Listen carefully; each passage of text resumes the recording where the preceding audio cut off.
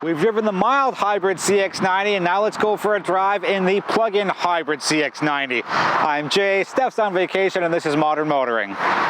Here at Modern Motoring, Steph and I have a lot of experience with Mazda CX-90. We were at the global reveal, we were at the first drive, and we did a very thorough video on the base engine. And that went through, obviously, the driving aspect, but the insides, the outsides, and just a very thorough and comprehensive video. The one thing we're missing is the plug-in hybrid electric vehicle video, and that's what we have here. So instead of it being a regular video of ours, we're going to pare it down a bit. We, I guess as in me, because Steph's still on vacation, and we'll talk about the driving bits and the charge times and the battery and some perks, quirks, and irks to do with the plug-in hybrid CX-90. So let's get started with what's under the hood. It's a 2.5-liter four-cylinder e-Skyactiv engine. If you put the premium gas in, you get 323 horsepower. You put 87 octane, you get 319 horsepower. I would save a few bucks and just put in the regular gas, because the difference of 4 horsepower really isn't that noticeable at all, especially for the type of driving that's going to be done here. Torque stays the same regardless of gas at 369 pound-feet, and it is an 8-speed automatic transmission for all 3 trims for the PHEV, and all-wheel drive does come standard. It's the second strongest in class for a 3-row crossover, with Toyota's Grand Highlander Hybrid Max coming in on top, and I believe that has 362 horsepower. Next up are the regen levels, and there's 2. So you go into your infotainment system, which is not touch. You got to use the rotary dial, you go to your EV settings, and from there you can pick your regen brake level. It's either normal or high. High really isn't all that high, and you'll notice a bit of a tug, but it's not going to be anything as, let's say, severe as some of the other PHEVs or the other EVs out there. Next up is the battery storage button, and I think that is a wonderful addition here. So if you are in, let's say, your regular mode, just tap that little button. It's just below the drive mode selector, and that lets you hang on to your electric power and accumulate it, which is more important. And I have it set to that when I'm at around 4 or 5 kilometers of electric range, and I'm doing a longer drive. I just let the battery charge itself. The cool thing here is you can see exactly how many kilometers you're bringing back through driving from the electric side, and there's a little meter on your right-hand dial at the top that shows the empty to full for the battery range. That's a good segue into charging times. So with a level of 1, Mazda says you go from 20% to 80% in 6.4 hours, which is pretty much your overnight. And if you find a level 2 charger, or you have a level 2 charger, that number goes down to 1.3 hours again for the 20% to the 80% level. Let's talk about range and battery size. So Mazda says you get up to 42 kilometers of all electric range through a 17.8 kilowatt per hour battery. When I picked up the vehicle, it had 47, and that number will fluctuate and weather dependent, and depending on how much stuff and things and people you have in the vehicle, because again, the power to weight ratio will affect your range. And the same thing with how much power you're drawing. So if you've got the AC on full and you have your heated seats on and you're drawing as much power, that 42 kilometers will go down a lot quicker, as opposed to what I have here, which is just me in the vehicle. I've got a tripod and a camera bag, so that's what, like maybe 9 pounds. So be wary of that. But as far as what we have for range, it's a pretty good number, and I think that a lot of people, if they're doing city driving, could get away with not putting gas in nearly as much and really rely off the electric power, whether that's through the self-charging battery or whether you plug it in. Mazda's EV priority mode is a pretty cool thing, and basically if you select that, every time you start the vehicle, it will start in EV mode. The exception being if you don't have any charge in your battery, then it'll start in full gasoline mode.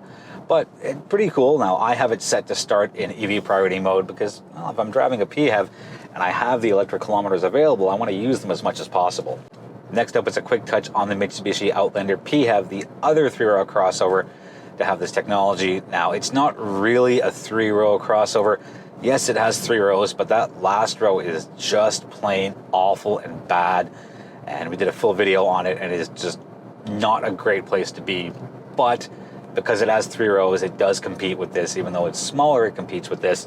Now, the Mitsubishi Outlander PHEV gets up to 61 kilometers, which is 19 more than this.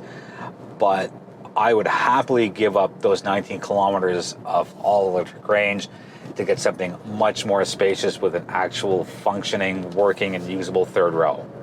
Let's talk transmissions. So every single Mazda CX-90 PHEV uses an 8-speed automatic transmission. Well, actually all CX-90s use an 8-speed automatic transmission. And what I like is that they did not opt for a CVT or an eCVT.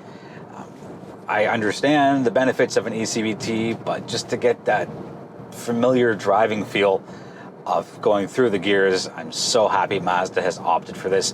Now, interestingly, the Toyota Grand Highlander hybrids use an eCVT, but the Grand Highlander gasoline models, as far as the XLE Unlimited, use an 8-speed automatic.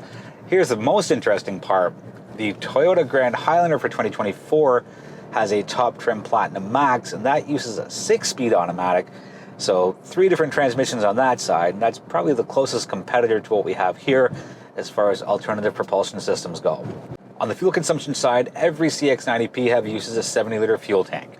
And in liters per 100 kilometers, here are your consumption figures.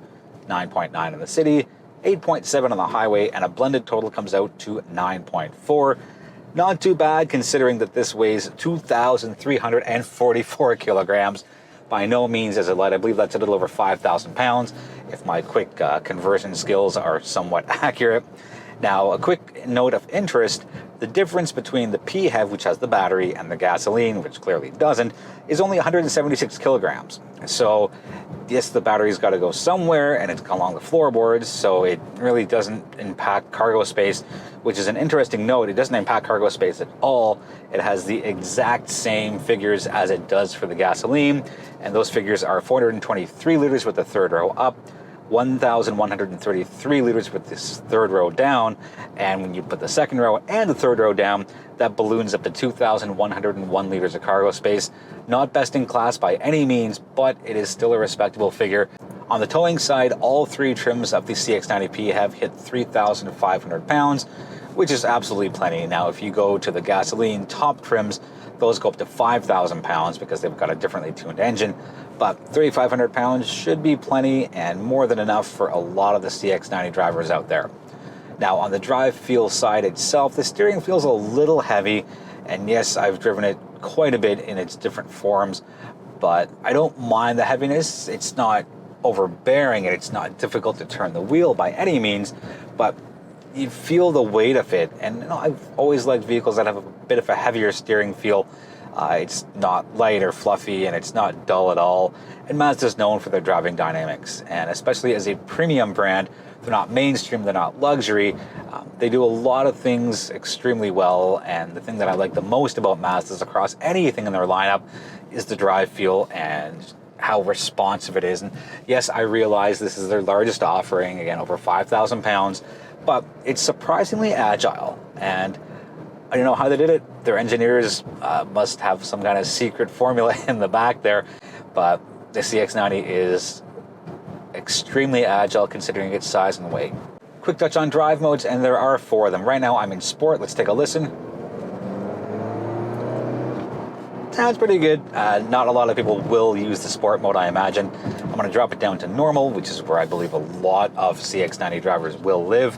And below that you have EV, and if you don't have enough range, then the EV mode won't go into activation. And then finally you have your off-road at the bottom, whether it's cottage driveways that have extra snow, and just not real off-roading as, let's say, what a CX-50 is more geared towards. But know that Mazda does have that drive mode here. Between the plug-in hybrid CX-90 and the gasoline mild hybrid CX-90, I'm going with this. It has plenty of power, it's incredibly responsive.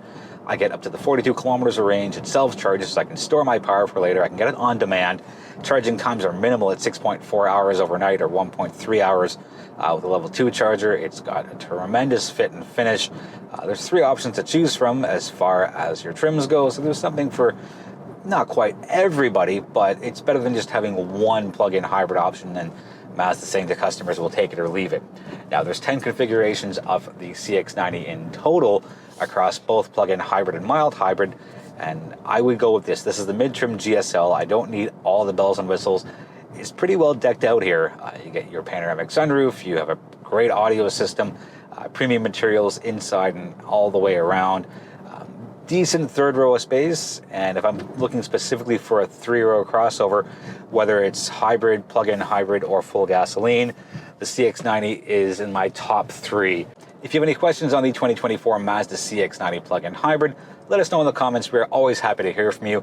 We invite you to subscribe if you haven't already and join our social media community. We've got some cool videos coming up and we'd love to have you there. We're at around 13,000 subscribers. We're looking to hit 20 by the next couple of months. So any help is absolutely appreciated. So on behalf of Steph and I, who is not here and back in a few videos from now, thank you so much for watching, and we'll see you in the next video.